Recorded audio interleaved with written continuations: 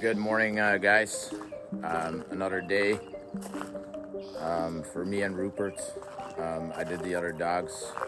It's Thursday, so it's my, my day, my grocery day. So less training. And then yesterday evening, I got severely injured. I tore my hamstring from my right leg with a collision with 3 dogs. Little guy, Riker and Valkyria were very excited, and they were running, and I had my back to them, and they literally plowed right through me with pretty severe damage on my right hamstring. I walk with a crutch or crutches when I'm not working with the dogs, but when I work, I keep working the dogs. I mean, men are not made from sugar, and pain is a good indicator that you're still alive. So we're about to do another session with Ruppert. However, I'm gonna change it up today. I am going to introduce him to the round touchpads, and here he's chasing. He has the zoomies this morning, but I'm going to introduce him to the round touchpads. I have a different use for those. I teach the dogs perfect cornering for competition healing. I teach turns with them. I use them for jumping, whether it's over a static jump or a A-frame, or the Palisade for ring sport, or the long jump for that matter. I use them for the send-outs. I use them for directional retrieves for FCI obedience, and I use them for KNPV, for the revere on the box in the woods. So the round touchpads have a lot of use, and what I use is basically this 4-quart horse feeding bucket. So I'm gonna place it here on the ground, and there it is. And I'm going to switch my cameras, and I'll see you in the session. So I always start with luring. Lure the dog onto the touchpad. If he's got 1 foot up, I'm going to click. 2 feet on.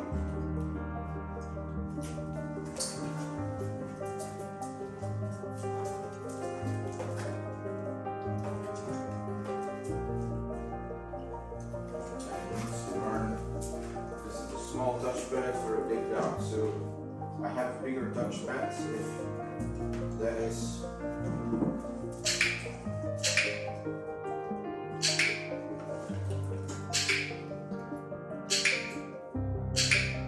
So now he's on the touchpad. Okay. Let's see if I can get him on there again. So when I lure, I try to lure forwards because I want the dog to be okay working away from me.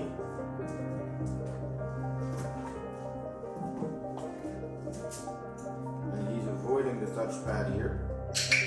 1 leg on, 2 legs on. Very difficult in the beginning for a big dog with a small touchpad.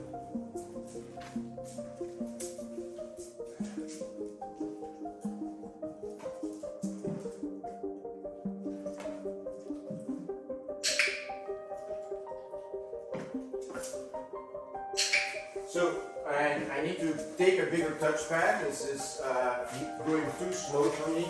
He has difficulty finding the touchpad. So I'm going to double the touchpad in size and then see how that works.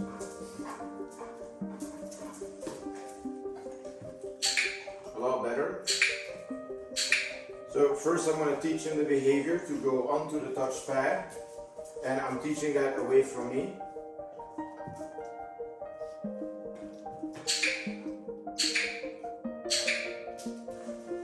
made a mistake here by dropping food.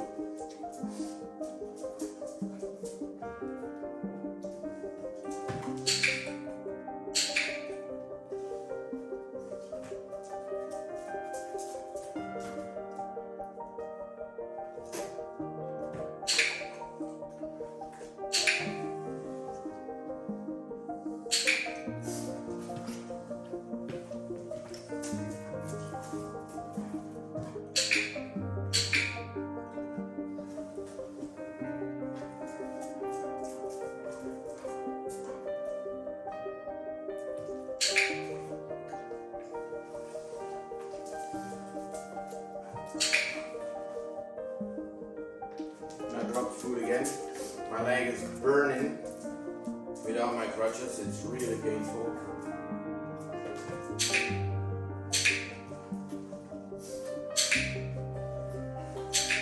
Then I'm going to reinforce staying on the touchpad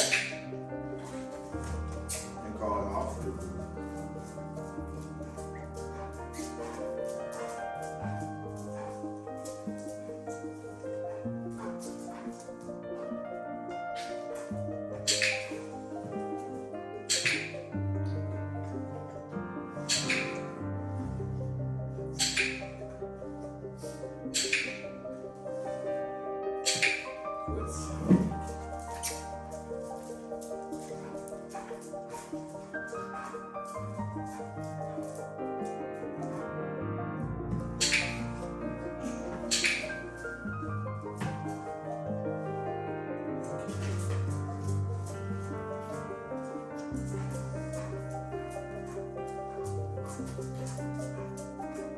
Walking around it now.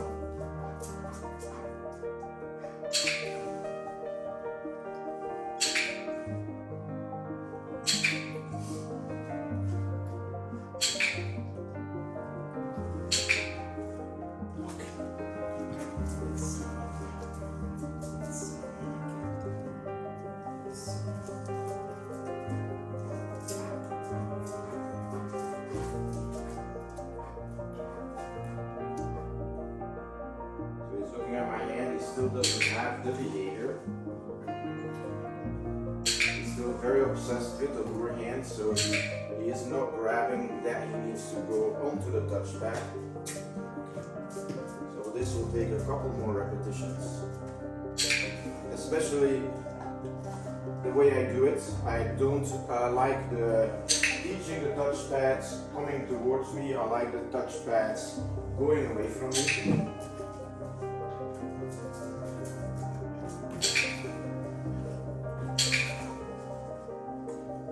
He is extremely hungry, so again here, like I said in the previous session with the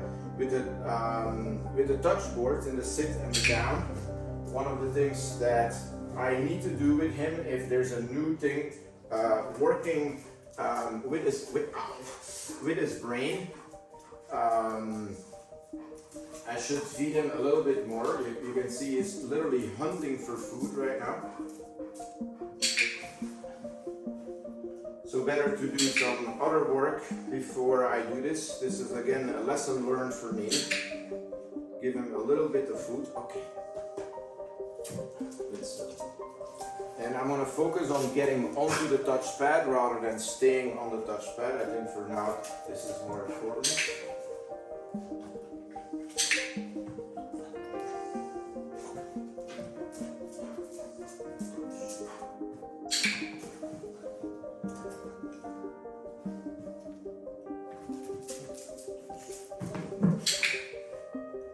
Confused here with the grabbing of my foot with the heel position. It looks similar, so that's why he made this mistake here.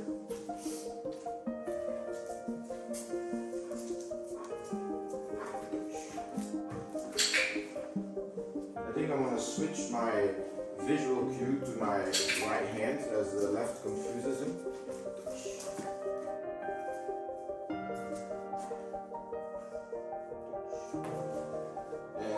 It is very confusing for him right now. This is going to take a couple sessions, a couple training blocks better.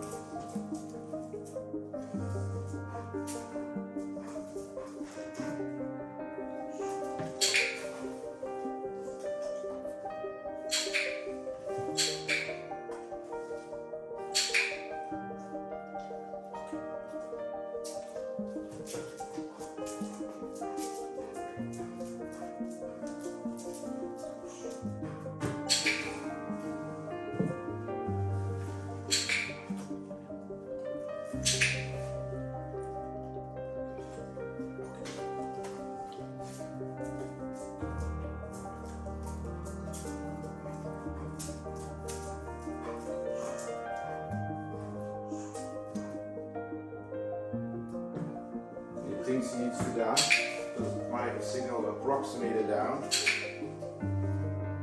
in his mind. So it must be true. Everything what we do has an effect on the dog, and not the dog's responses are always correct, because that's how we interpret it. A lot of people don't understand that.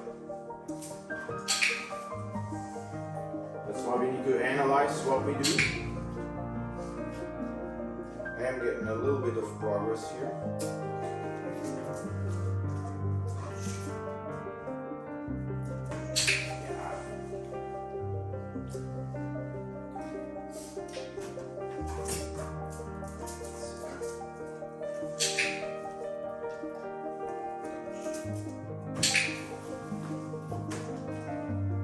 Food here.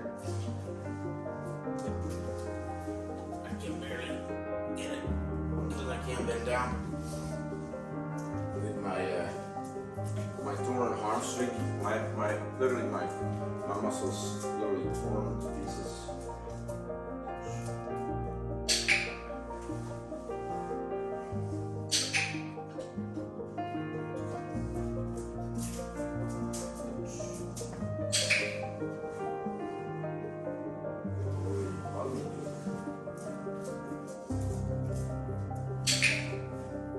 For basic position here.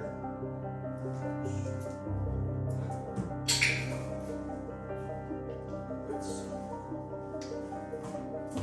throw it back in basic position.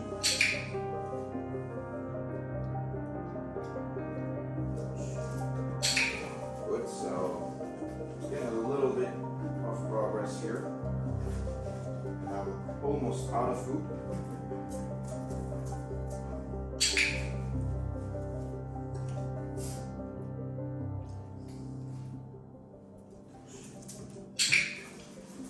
Good. And I'm gonna end it here. Game over. So, introduction to the touchpad, training block, about 2-3 sessions. We started with the small touchpad, where we saw that the dog, because he is so big, had a little bit of trouble finding it. So we made the training criteria easier by using a bigger touchpad. The dog was successful. He found the touchpad. Luring was a little bit confusing for him, as we did a lot of positions and he was actually trying to go down on the touchpad, which our body language, when it approximates previous shape behavior or conditioned behavior, you'll see the dog that will try to throw that behavior. So it's our responsibility to make that body language more clear, which we did.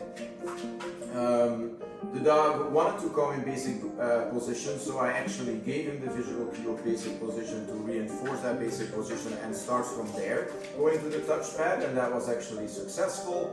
So I'm going to stick with this exercise for a couple of training blocks. I'll do another one probably later today.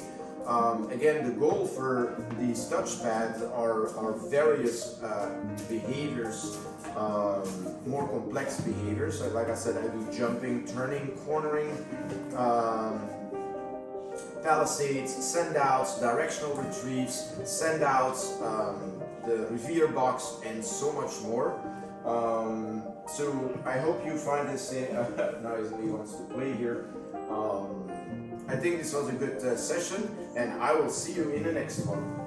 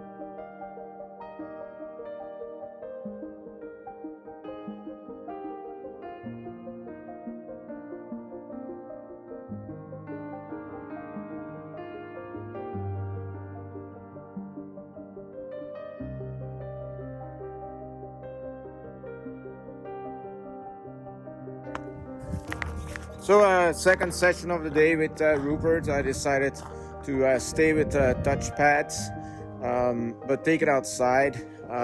You know, we're in Washington, so it always rains and the sun's out and it's about, 58, 60 degrees. So I'm gonna take advantage of that, and Ruppert is in his kennel, so I'm gonna go get him.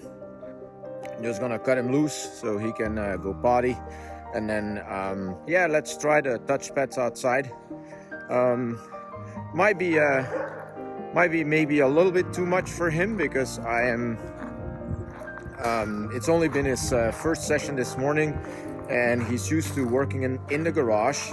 However, previous work with the here he is. Previous work with the healing sessions and the distraction sessions went really well. And then, of course, everybody else is jealous when I take one dog out. Everybody wants to come. And then before we open this gate, the dog needs to exhibit some calm behavior. So here he is. And he's gonna get the zoomies when he's out, which is pretty cool. And so my goal for the training block today is exactly the same as this morning. There's my friend. Exactly the same as this morning. So I'm about to switch cameras here. So I will see you in the session.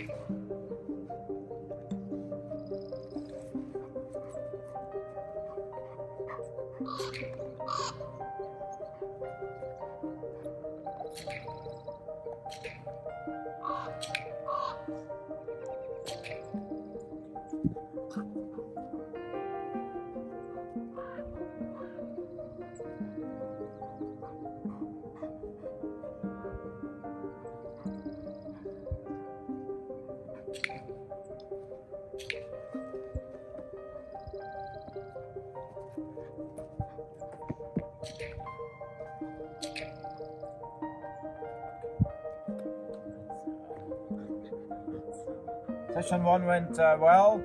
You can still see the conflict or the confusion with the down.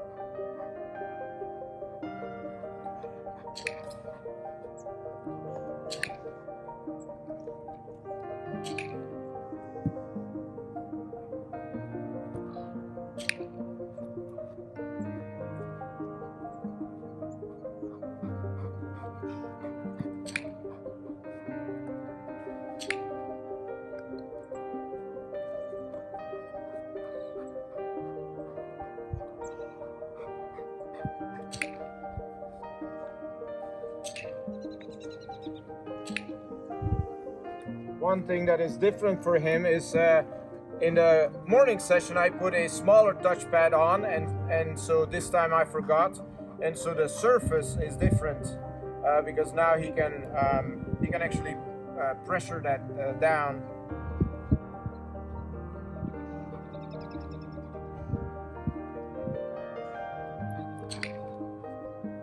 So he's still looking at the luring hand here.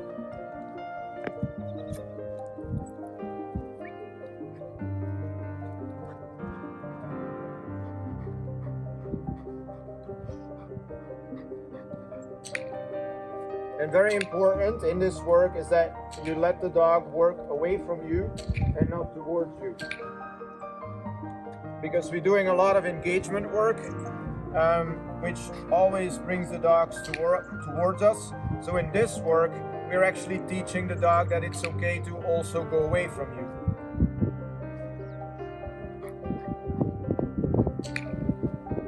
And my neighbor's out, so he sees that, so he's a little bit distracted. So it's a difficult situation here.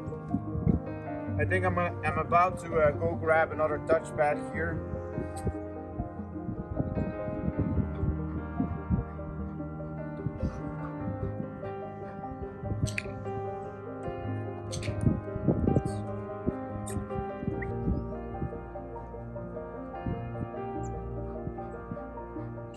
Basic position is developing very nicely.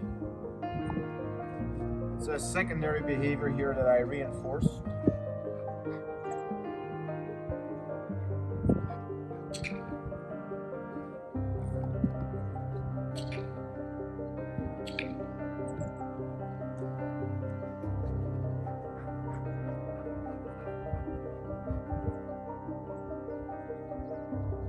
There's a lot of stimulation right there, so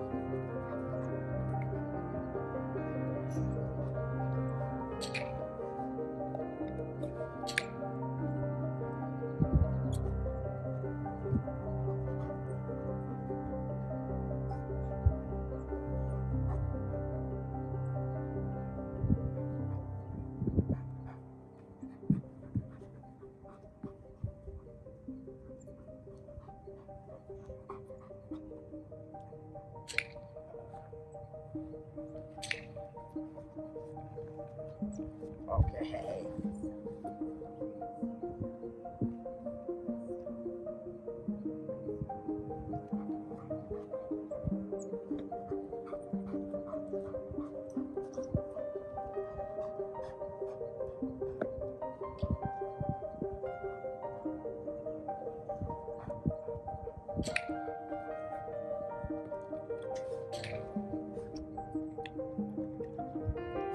A little bit better.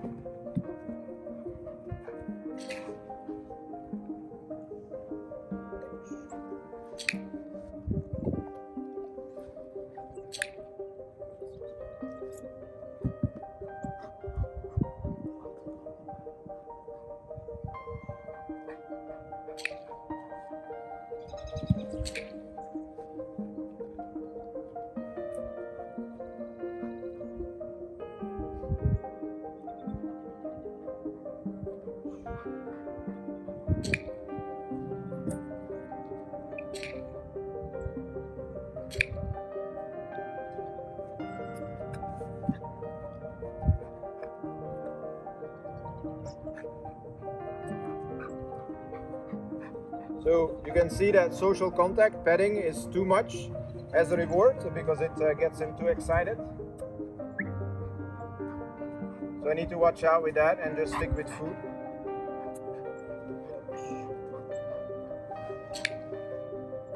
I am getting more fluency in the behavior, which is great.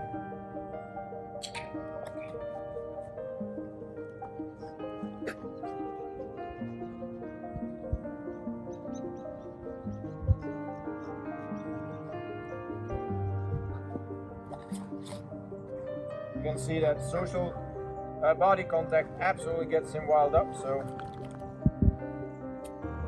sometimes a reward is too motivating or too stimulating, better.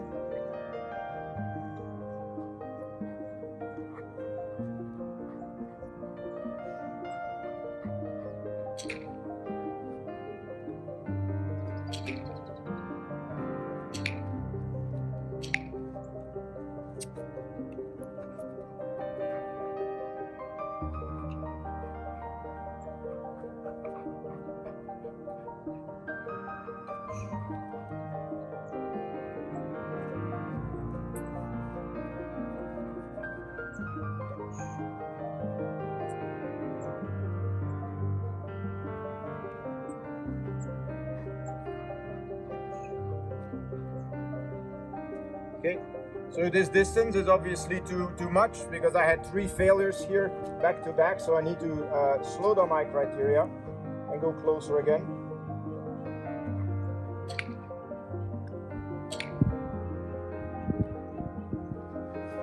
My rule, if you fail 5 out of the 10 times, you need to lower the criteria. If you fail 3 times out of the criteria, 4 to 3 times, you need to stay with the criteria that you set.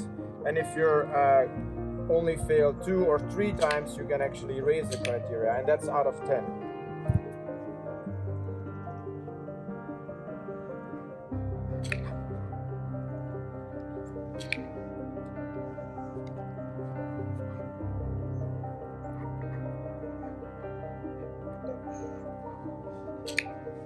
Good, I'm gonna end it here. This was a great session. Game over. I had my stop training cue, game over. So what we've done is we kept reinforcing the touchpad. We learned that there's a little bit of a conflict with the visual cue of sending him. He throws a down behavior, which is normal because in his mind it approximates, because I'm pointing to the touchpad, it approximates pointing down, so he thinks it's a down. Then we had about 4 sessions with 10 to 12 repetitions, which was good. We did see that the environment made a big difference. However, he was able to work through it. I am going to stick with the inside for my next session with the touchpad, which will be probably tomorrow morning. I'm not going to take him outside. It's, I think, just too difficult for him. But overall, I'm very pleased with the session. I think we made progress. There's more fluency in the behavior, especially considering the environment and the circumstances that I worked in. So I will see you in the next session.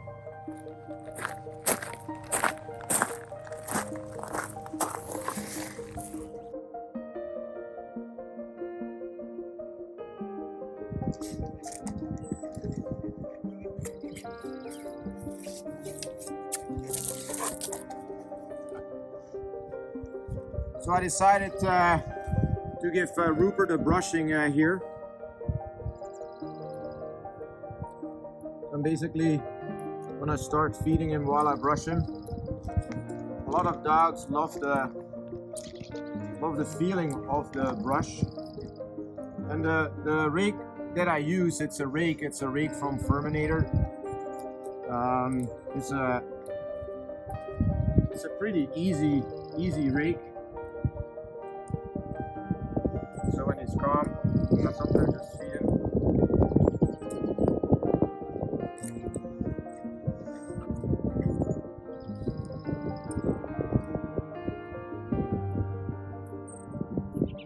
He seems like a pretty good guy. He wants to bite the rake here, but and then the hair sticks on my hand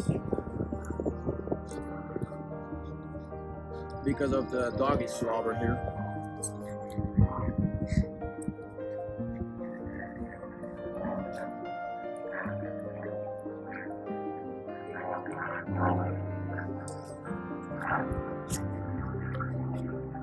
Seems to enjoy himself.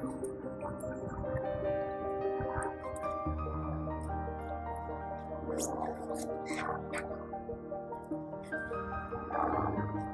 a big blue ball here.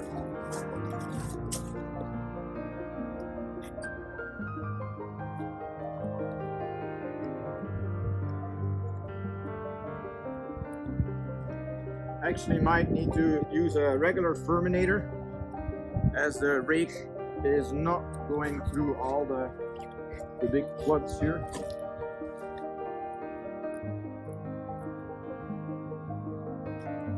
Yeah, that's what I'm gonna try. Let me go grab one.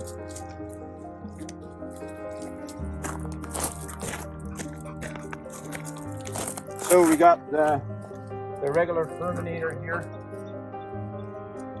See how that works. Oh yeah, a lot better, as you can see, than the rake.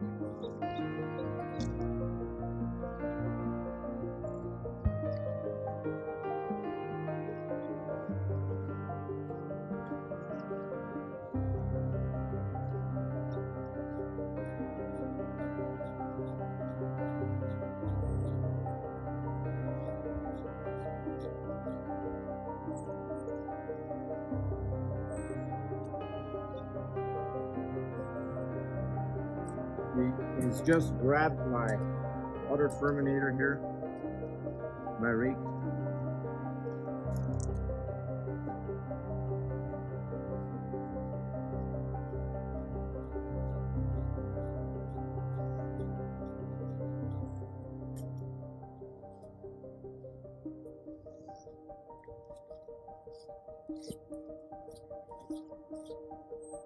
Oh, my rake got stuck.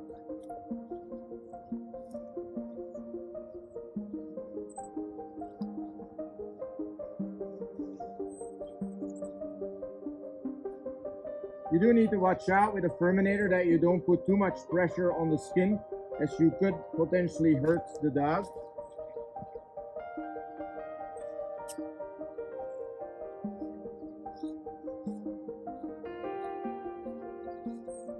So you can see that it's pretty easy by yourself to brush a dog, but you know, if you're with two, you can change it. So let's call in an assistant.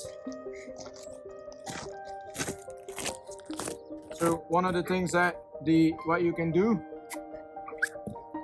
is somebody feeds the dog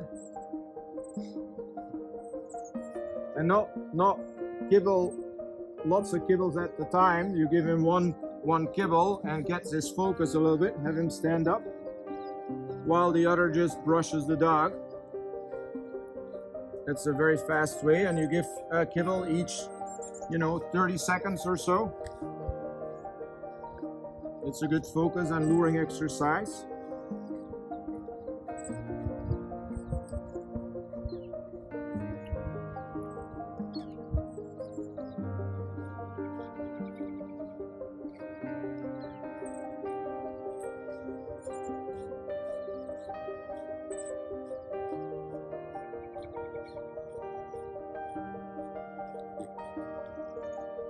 And yeah, that's it. We just keep brushing, and this probably takes, to get him completely brushed out, that's probably 45 minutes. So I'm not going to, get you waiting here for 45 minutes. So I'm going to speed up the video here and show you the end result. And yeah, and here is the evidence of Ruppert. So we got him a little bit, he looks a lot better.